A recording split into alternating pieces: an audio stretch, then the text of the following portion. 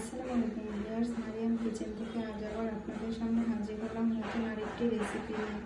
আজকে আমি আপনাদেরকে করে দেখাবো চিংড়ির কাবাব। চলুন তাহলে রেসিপিটি শুরু করি। আমি ডালগুলো আগে ভিজিয়ে রাখছিলাম, এখন হচ্ছে একটা কড়াইতে দিয়ে দিচ্ছি, আর এর সাথে দিয়ে দিব আলু।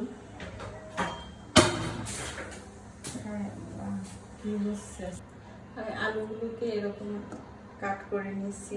এখানে মাঝারি সাইজের 2টা আলু দিয়ে দিচ্ছি। এখন হচ্ছে আলুটার ডালটা সিদ্ধ করার জন্য আমি পানি দিয়ে দিচ্ছি।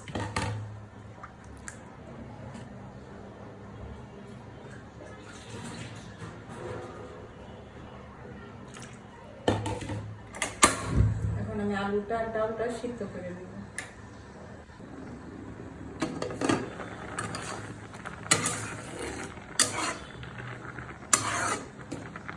আমি হচ্ছে এই পর্যায়ে চিংড়ি মাছগুলো অ্যাড করে দিব।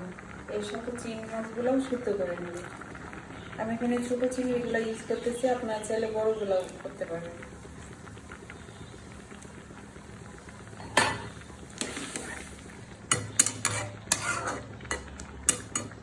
আমি এখন আবার ঢাকনা দিয়ে দিচ্ছি।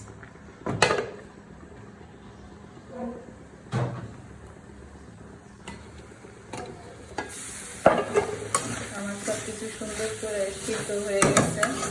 এখন হচ্ছে আমি আলুটাকে আলাদা করে চিংড়িটা আর ডালটা ব্লেন্ডার করে নিব। চিংড়ি মাছটা আর ডালটা আমি বেটে নিচ্ছি পাটায়, আর হচ্ছে আলুটাও ম্যাশ করে নিচ্ছি। এখন হচ্ছে আমি দুইটা একত্রে মিক্সড করে দিচ্ছি। এখন এর সাথে কিছু মশলা অ্যাড করে দিব।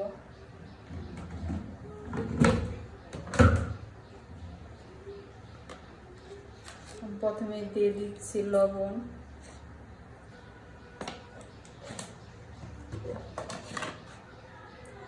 আমি এতে সামান্য পরিমাণ শুকনো মরিচের গুঁড়াও অ্যাড করতেছি, আর দিয়ে দিচ্ছি হলুদের গুঁড়া,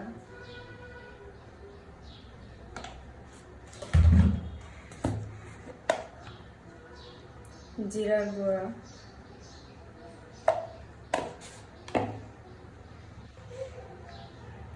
ধনিয়ার গুঁড়া, আর অ্যাড করে দিব গরম মশলার গুঁড়া।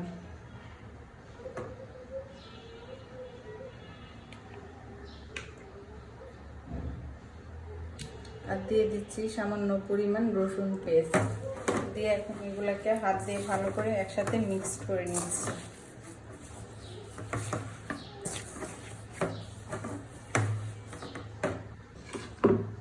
এখন আমি এখানে দিয়ে দিচ্ছি কিছু কাঁচামরিচ, পেঁয়াজ কুচি, ধনেপাতা কুচি। আপনারা চাইলে এখানে কাঁচামরিচ কুচিটাও ইউজ করতে পারেন। আমি শুকনো মরিচ দিচ্ছি, তাই আর কাঁচামরিচটা ইউজ করলাম না। এখন আবার এটাকে ভালোভাবে হাত দিয়ে ম্যাশ করে নিচ্ছি।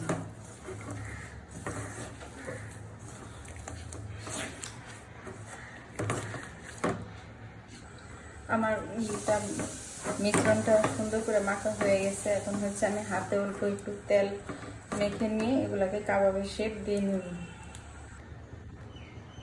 আমি হচ্ছে কাবাবগুলোকে ডিমে চুবিয়ে তারপর হচ্ছে ব্রেড গ্রামে কোট করে নিচ্ছি। এখন হচ্ছে এগুলো ভেজে নিচ্ছি।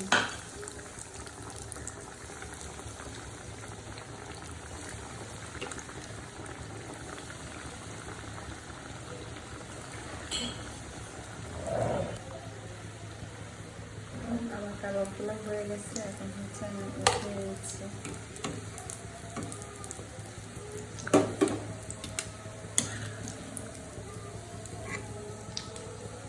আমি এইভাবে বাকি কাবাবগুলো ভেজে নিয়েছি।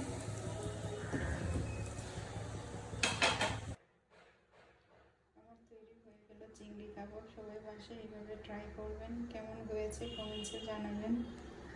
ভিডিওটা ভালো লাগলে শেয়ার করে দেবেন। সবাই ভালো থাকবেন, সুস্থ থাকবেন, নিজের যত্ন নেবেন, নিজেকে ভালোবাসবেন, প্রাণ খুলে থাকবেন। আল্লাহ হাফেজ।